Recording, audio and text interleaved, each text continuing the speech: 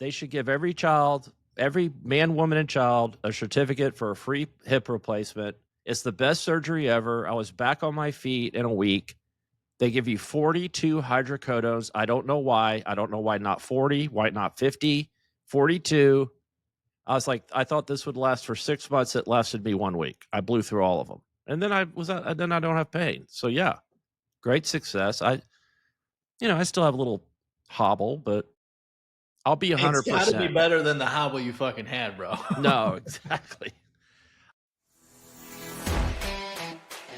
This is the Tapped In Podcast, the podcast for beverage distributors that want to empower their sales team to drive business results.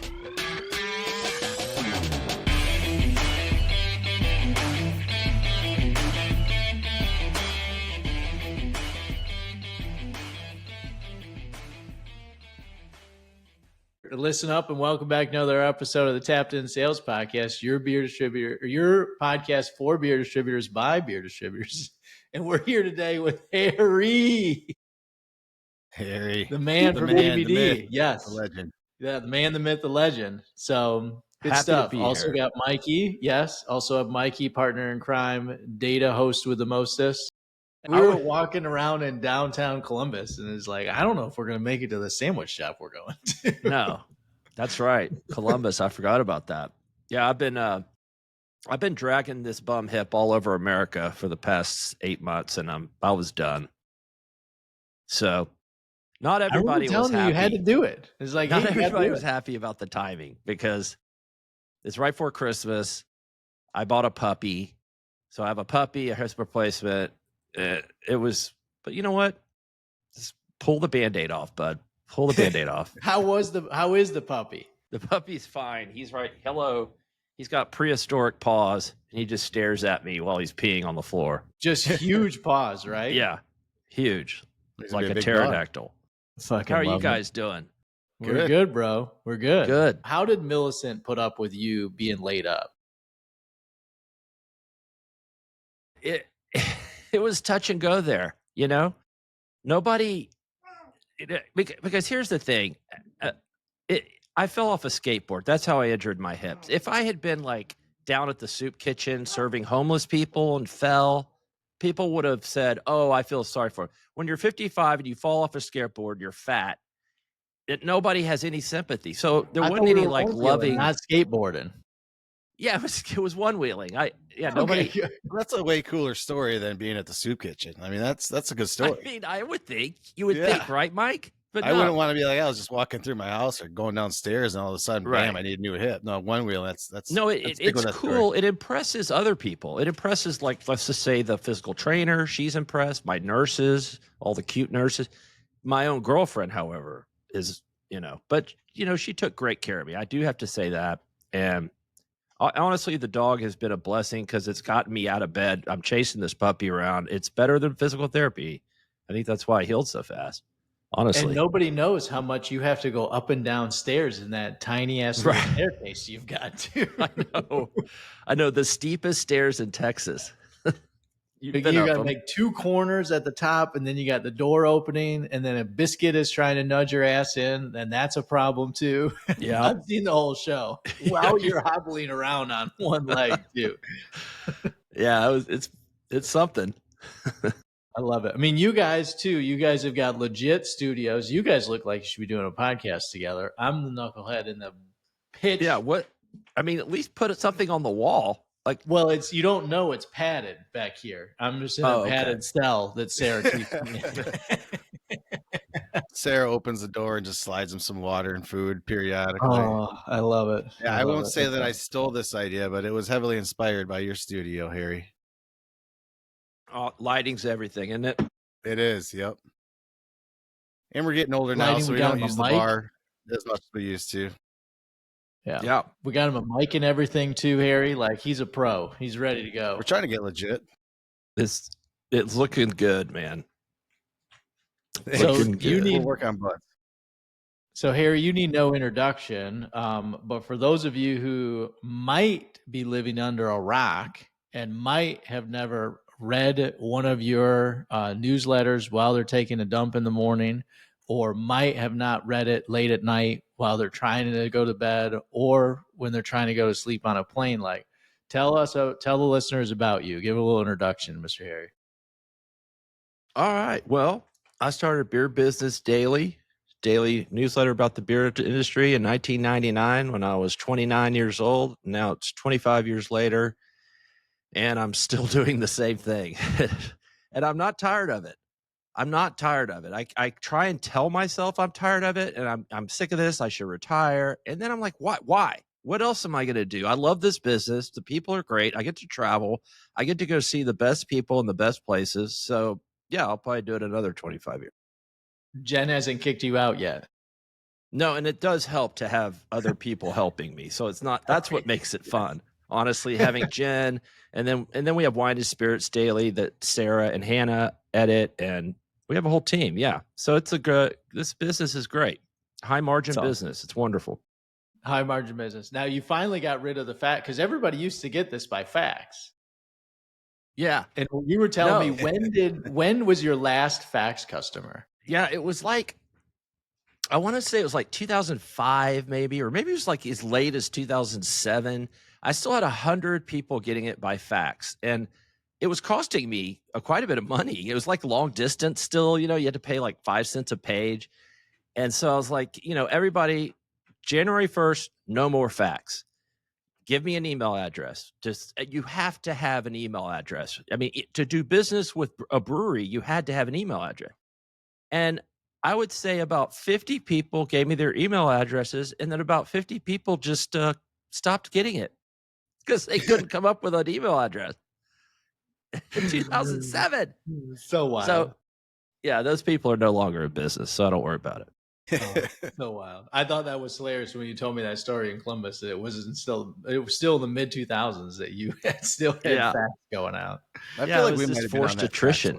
That was one thing at our wholesaler that I could not get rid of until we actually sold. The fax machine went in the trash or maybe got sold in the auction we held when we were selling all of our junk out of the warehouse. Yeah, I really wanted to hit that thing with a baseball bat. That fax machine and I always fought back in the day.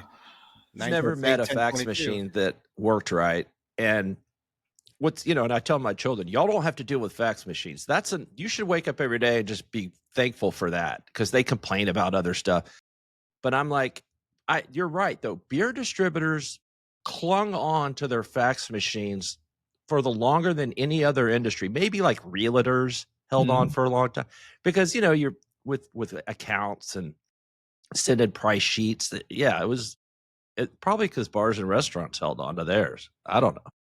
The Michigan Liquor Control Commission for the longest time would make you fax in your promotion notification. You had to fax it in, and I remember going, "Why? There's not a better way to notify that we're going to do a promotion besides send a fax? How do I even know they got it?" That's the worst way of sending communication. And then you have to. Were they using OCR on their end to get it into their computer, or just? No, it just went straight in the trash. Going in the file. Right. Going in the file. That's why they wanted a fax. They didn't even have anybody looking at them. It just fed into a file. Just fed into the file. The box is full. We switch the shoebox out to the next shoebox there. It goes down to storage in the next shoebox, and we get a new one out and shove it right in there. Yeah. Oh, I love it. I love it. Well, thank you, Harry, for joining us beyond the pod. I'm glad your hip is. You're not doing PT anymore at all? No, I am. I go once a week. Okay, so we're still doing PT. You ready for breakers and all the trip? Is that your next trip? I would imagine too. That's my next trip. We're leaving here on the 9th, I think, and it starts on the 12th, January. Yeah, that's my next trip. Thank God. I'm just going to take it easy, and it should be a good one. Love it. That's awesome.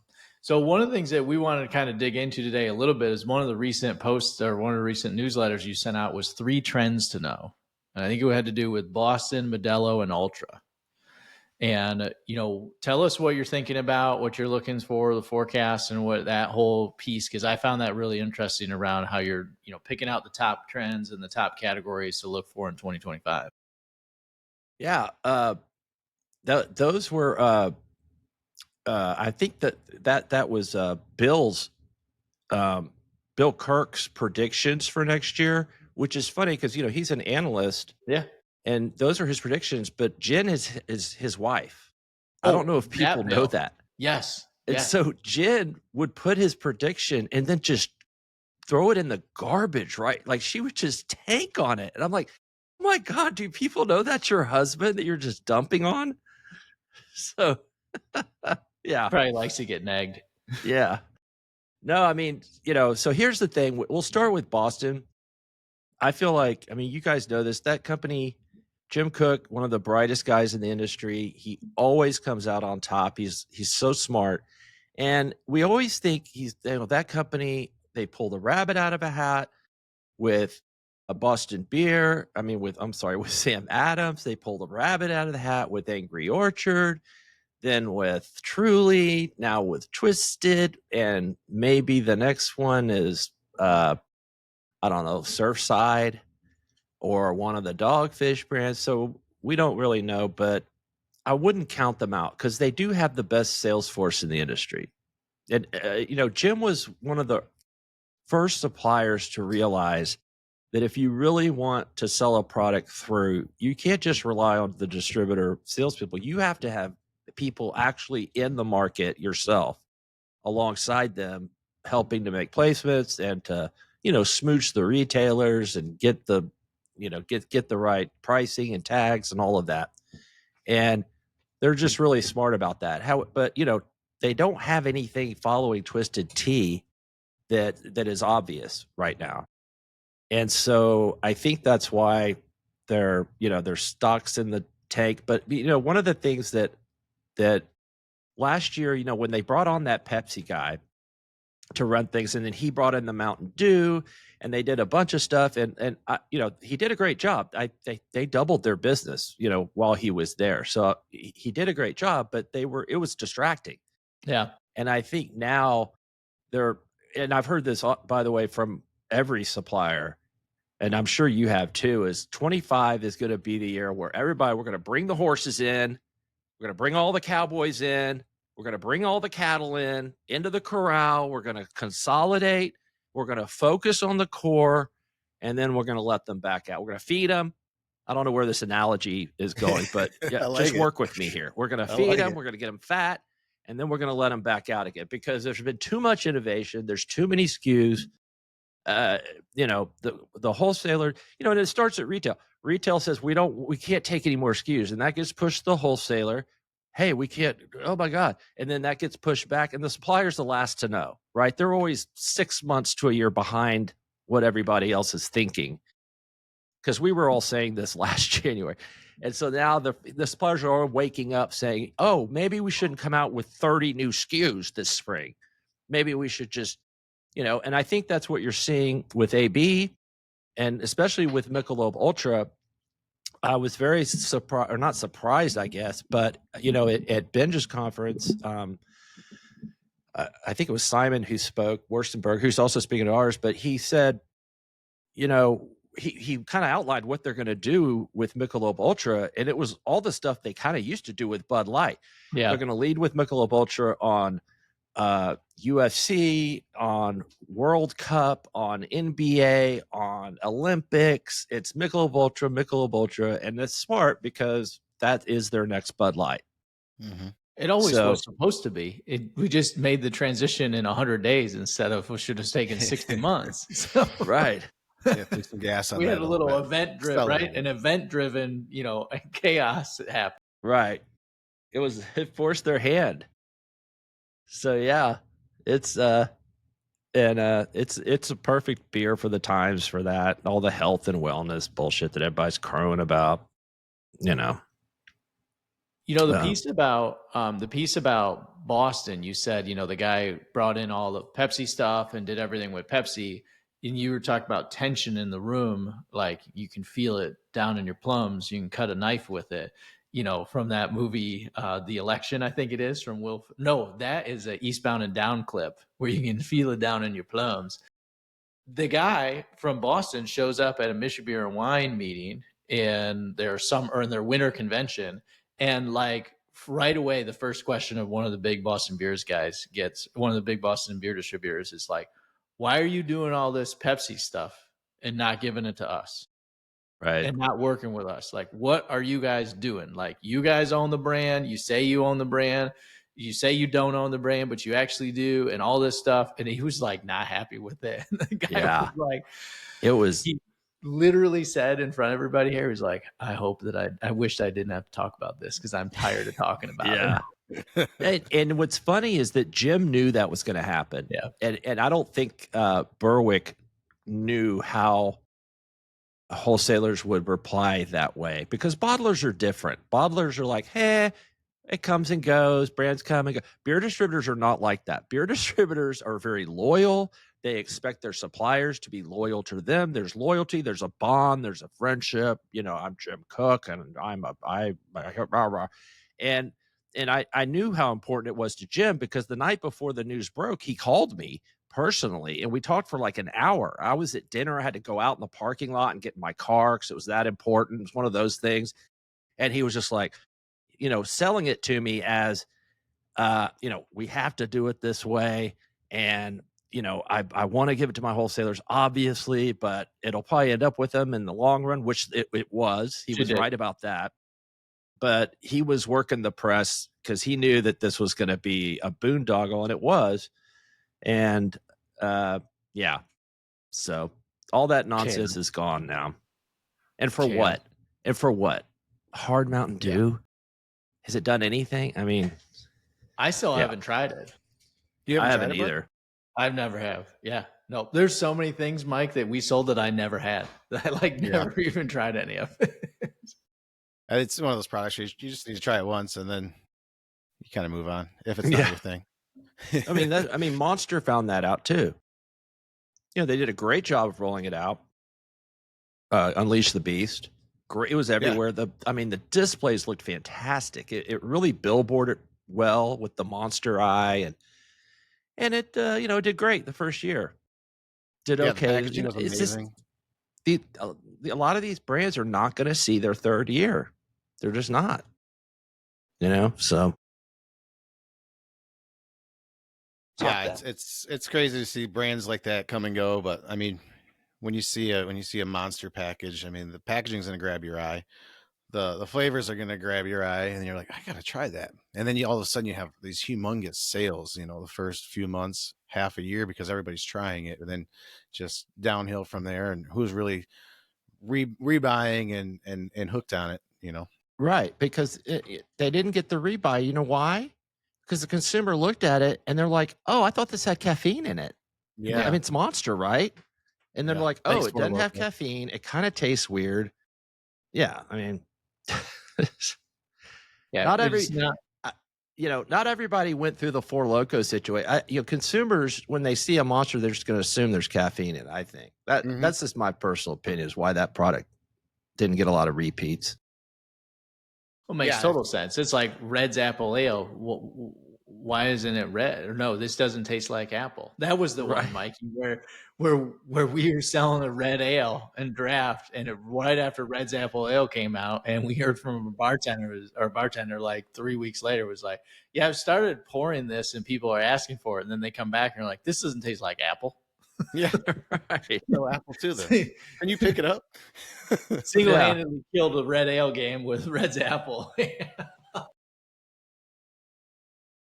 Killing the category. Killing the category. Speaking of the category, Busch Light Peach isn't coming back, and Busch Light Apple's coming back, right, Mikey?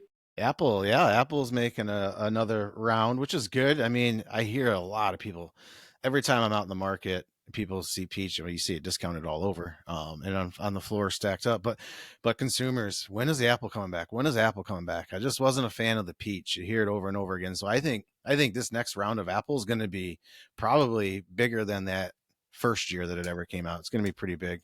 I feel like there's a pretty good consumer base for that.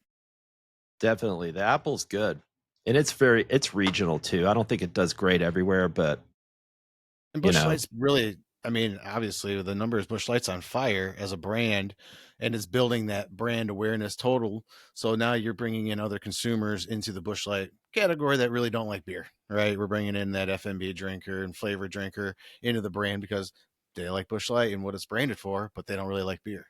Yeah, right. You know, one of the things that's been on my mind here, I wanted to have your back to that ultra concept or that ultra conversation about 3 trends to know. Ultra Zero, huge, coming. A dirty little secret that I don't think everybody is really talking about who's drinking non-alcoholic beers is like how many carbs are in the core NA business right now for NA beer, and how many carbs are going to be in Michelob Ultras. I think it's a total game changer for the category when that consumer starts to realize, oh, there's only 2.6 carbs or 2.5 carbs in Ultra Zero versus 14 in the other brands that are out there. Like I think there's 11 or 12 in Heineken Zero, and I think there's like 12 or 14 in Guinness. Like that's a lot of carbs, and that consumer hasn't grabbed that yet. I find that interesting.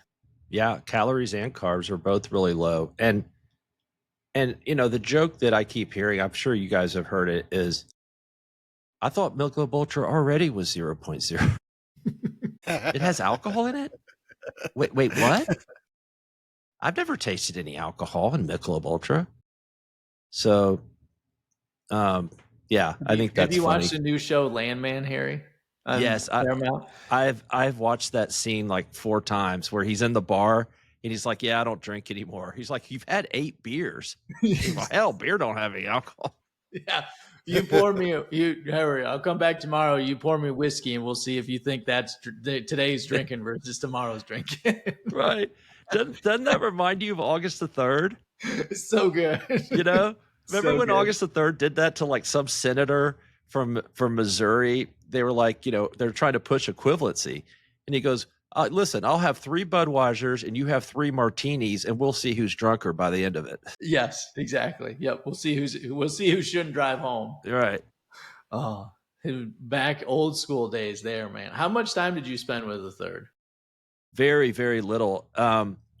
He came down here when they Budco guys opened their new warehouse in San Antonio, and I was kind of standing in a receiving line, and he walked down, and he was shaking everybody's hand, and he got to me, and I said, "I'm Harry Schuhmacher. I write Beer Biz Daily." And he shook my hand. He goes, "Yeah, I read your paper." Or no, he goes, "I've seen your paper." And then he just kept going. And the guy next to me goes, "Well, at least he's seen it." On the fax machine, right? Yeah, I'm sure that was a fax on the fax machine. Because he was like, yeah, he didn't say he liked it, didn't say great job, just, yeah, I've seen it. He never really, but yeah, and that is funny. AB was faxing press releases later than any other supplier. Even the craft brewers were emailing PR announcements before AB was. So, yeah, I knew the fourth pretty well, but not so much the dad.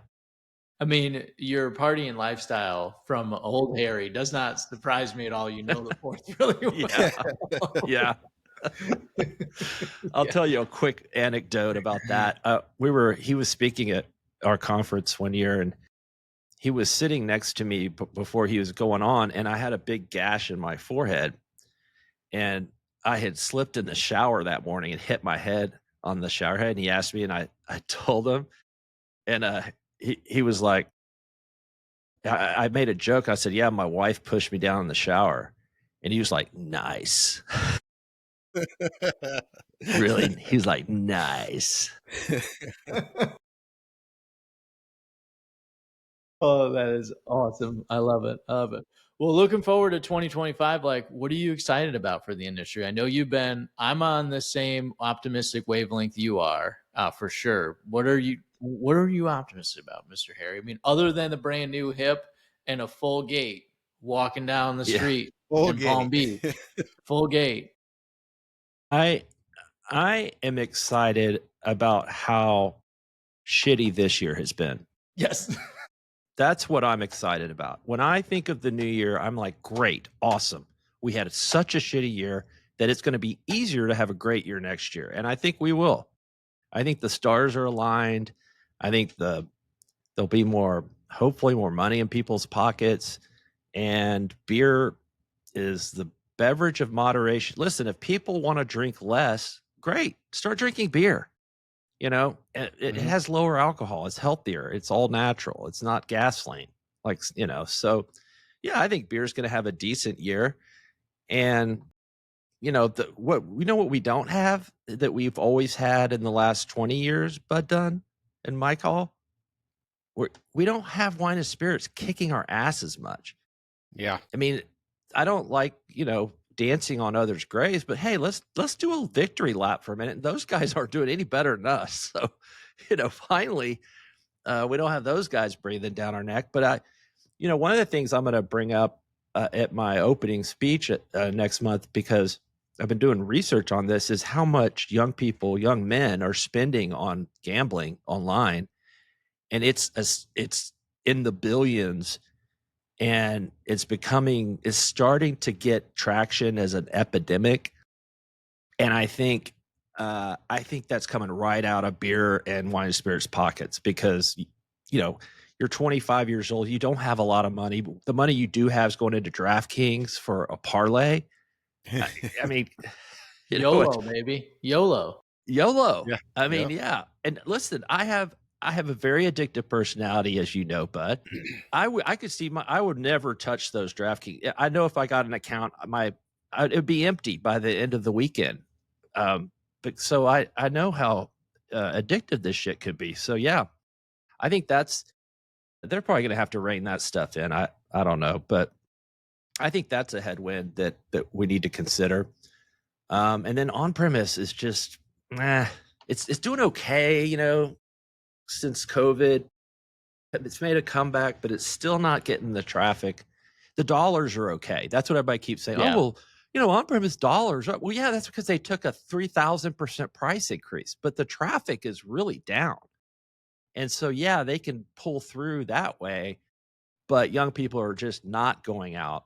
They're entertaining themselves at home, and I don't blame them. They've got a lot of entertainment at home, and they've got DraftKings, and they've got, and they can do a lot of pre-gaming, go out for an hour, and then they're done. So, and it's expensive now. Yeah. Not only the pricing too. I can't think of a single bar or restaurant around here within a 15-minute proximity that's open till 2 a.m. anymore, when they all used to be open till 2 a.m. But you can't keep bodies in there after midnight anymore. Right. Nobody wants to be driving after midnight, and most people don't want to spend the extra money to be there for the other 2 hours, because it's gonna be another $50-$60. Yeah. Right. And then you add in the Uber cost on top of that, because you don't, these kids these days, they don't drive drunk. They're, they're kind of pussies, actually. I mean, they don't. I'm just kidding. I'm kidding. I don't drive drunk. I haven't driven drunk in 10 years, 8 years, If you whatever. do, you drive the golf cart home from the club. Yeah, but I'm only going to hurt myself. So what would change all that and bring the on-premise back and reverse all these negative trends we're seeing? Let's get caffeine back into alcohol again. Bring back the Four Loko. Get caffeine in the Monster, in the Beast. The Mountain Dew, and that'll keep people up later. I still, even though I don't run around in bars like I used to, I still have friends that are servers down here at the Pearl and stuff. And I was talking to one of them last week, and she was like, yeah, it's kind of an upscale place, but not, still a heavy drinking place. And she goes, yeah, when it's kind of late and closing time, then these obnoxious people come in and order espresso martinis. She goes, we just pour Guinness into a martini glass, and they don't know the difference. I thought that was so funny. I go, they have to know the difference. She's like, no, they're all drunk already. They just drink it. They think it's great. They just taste a little coffee. Yeah. Nothing like a $20 half of a, not even half, a quarter of a pint again. Right. Finish the night off. Yeah. With a big head on it. Yeah. Got it. Well, Sarah and I were just down in Miami on a little soiree getaway on our own, and going out down there, every place was putting 20% service charge just on the bill, just like across the board. So, and we're going to tip 20% no matter what, but I found it fascinating that everybody was doing that. I had never, ever, ever gotten as many free drinks out of that either, by the way. Everywhere we went, the server coughed up one or two drinks that we bought to get a little extra point or two on that. Yes. And I find that fascinating too, Harry, is like it's expensive. And then we throw the 20% mandatory tip on the front. It's just the two of us. It's not like an 8 top or a 12 top or a big party where that's pretty standard and par for the course. It was everywhere. Found that wild. That's the thing. Servers will find a scam. If you're a bar owner and you think that you're gonna game the system, the servers will claw it back, and for their customers and for themselves. Yep. And that's what I love about servers. We were out to lunch with one of the team leads I was with, and sitting down to lunch, and the bartender her friends were sitting at the bar, and they're like, "You coming?" She must have worked at a different place at night, and she goes, "Are you coming down there tonight?" And they're like, "No, we're not going out." She goes, "Well, I'll give you free drinks. Just come on down." So it's going on all the time. Yeah, just come in. Yeah. Come into the place. Get a cheesecake. Anything. They are the best though, because they put up with us. Yeah. When we're out partying and it's been a little long in the tooth for the night, like they're the ones that are still there putting up with us. We do love them. Well, you know how I know the on-premise is hurting is when I took my son to that place I was just talking about with the Guinness espresso martinis. And I was sitting there at the bar, and I haven't been there in months. And the manager came out who always hated me. He did not, even though I spent thousands of dollars in that place a week, he'd come in there. He comes out and he goes, "Oh my God, Harry, is that you?" And like, he was like fawning all over me, "Oh, where have you been? We want you back." Like all of a sudden I was like, are you the same guy? You don't remember me? I'm the one that brought my dog in and he shit under the bar and he got mad. And I'm the guy that passed out on the bar. You had to carry me home. Do you remember how much you hated me? No, he didn't. He's just desperate for customers. Yeah. So Biscuit took a dump under a bar? Yes. And Biscuit never did that. Never did that. And I had a service dog tag that was fake. And I just roll Biscuit into every bar, and they'd be like, "Oh, service dog. He must be a vet, stolen valor, the whole thing." And then she was perfect. And then one day she has a wild, just took some big dump I was like, "Oh no." So I couldn't take her in there anymore. Did you just put some newspaper over it and walk away? Yeah, I cleaned it up myself because that's how embarrassed I was. But I don't blame you. Yes. Yeah.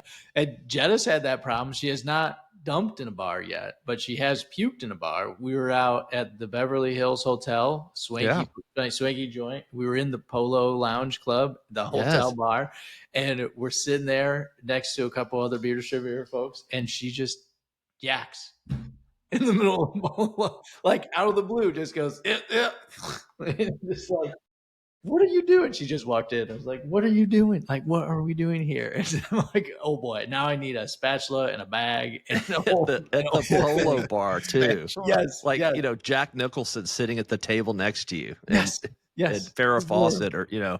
This is where all the famous people are. Yeah. Like, I used to hang out in that bar quite a lot when I thought I was rich. And I thought I was like, when you were a beer distributor before you were a publisher? Yeah. This is like in my mid-30s. I go to LA because I had a girlfriend there for a while, and I was just like hanging out. I'm staying at the Beverly Hills. It's like, oh my God, I wish I had that money back and put it into NVIDIA or something. I'd be a millionaire. Bitcoin would be a better purchase. Yes. Yes. So, Harry, we've got the summit coming up. Yeah. Teased it a little bit. Tell the group, tease it some more, sell the summit. You still got open seats, bro? We do have a few, for the beer. Listen, we have Alex Berkson. We have a wholesaler panel from Manhattan Beers. We have Bill Schufelt at Athletic. We have Ty Gilmore at Tilray. We got to know what their I want to know what their strategy is. They have no more shitty beer to buy, right? I know. So what are we gonna? Isn't that what he said? I'm either gonna do like a genius or a complete idiot. Right. Yes. But just the bottom feeder. They're the Sazerac of the beer industry. We've got Bill Newlands at Constellation, David Barnett at Mark Anthony, Brian Fierro at Molson Coors, Jim Cook, Simon Westenberg. Yeah, we got, and then we got a bunch of wine and spirits, Campari, and all these people. It's a great program. Beernet.com if you want to get a last minute ticket. January 12th at the Breakers. The greatest part, and Jim Cook has said this. I have him saying this on video. I was like, "What do you like most about the beer summit?" I was expecting him to say, leadership tips I get, or the industry relationships that I built. No, he was like, oh, it's the breakers. It's the climate and the breakers. The hotel. The hotel It's is the the best trip. part of your conference, Harry. Yeah. So It's a trip out of the cold. That's what it is, bro. yeah, that's right. And for the I AV used to have a folks, saying. God, I haven't put it in my promo, but I used to put "get out of the snow and into the know," and I thought that was so clever. And then I think Millicent or somebody was like, "That's pretty lame. You need to retire that one." I think we bring it back. We would I probably think we name the should. episode that. Get out of the snow and into the know. We're rolling that back next year for sure. Bring it should. back again. Yes, I love it. I love it. There's nothing she can do to stop you now. You got a fresh hip. You're too fast for her. Yep. And a cane. And again, you got to dump the cane soon enough. No, but I really enjoy it. Like, I'm going out with the boys tonight. I'm going out with my high school pack that I haven't seen some of these guys in years. And it just out of the blue, somebody started in a text chain. It's like, hey, let's go out Friday night, for the boys. I was like, all right. And I'm bringing the cane because I want attention. I want people to know that I'm hurt. It has bells on it that I can ring when I need service. It's a whole bit. And it Well, really we'll sells in the service dog too, right? You walk in Yeah. with the service. Nobody's gonna question Biscuit's a service dog or not. No, Okay. no. And she's so good now. She's so old. She just mopes around. Do you have a card, Harry? Do you have a service dog card? I do. I I have do. one. Yeah. I do. Has her name on it and everything. Bud, believe it or not, for $25, you can get one too on the internet. He What's probably yours has. say? I'm Where's sure he yours has. from? Yeah. Yeah. I don't have my wallet, but yeah, mine's from Service Dogs International. And they do call you and ask you questions like, have you had trauma in your life? I'm like, yeah. Who hasn't? Yeah. They're like, okay, you can have a service dog certificate. Exactly. Yes. Need to do that. It's a must. Like we got to take Jetta wherever we got to take Jetta and Biscuit wherever we want to take. Are you taking the puppy places? Is she getting warmed up? Good God, no. He is not. He is not. He needs a little more training. He's out of control. He's adorable. He's so cute, which is great. Because if he wasn't cute, he would have been out of the house by now, and he would have been given away to somebody, some homeless person, because he's just awful. But he's getting a little better every day. It's awesome. It's awesome. He's a good boy. Well, we got Christmas around the corner. This will be our Christmas episode. Merry Christmas to all the listeners out there. And I will move that around so it's at the front of the episode in the editing somehow. A little Merry Christmas from us to everybody. I'll probably put that whole part in.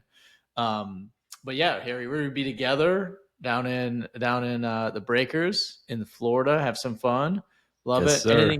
Anything else you want to finish with, my man? I'll take a little break here and check and see if there's anything else you want to talk about. Well, don't forget, Bud, we're also gonna have a distributor productivity summit later on this next year, and I think in June or July. I didn't want to tease it if we wanted to stay focused on the summit. That's fine. No, we can tease that. I'm looking forward to that. That's going to be in July, Beer Distributor Productivity Summit, and we're going to be working that room together. Yes, sir. That's going to be fun. And honestly, to sum it all up,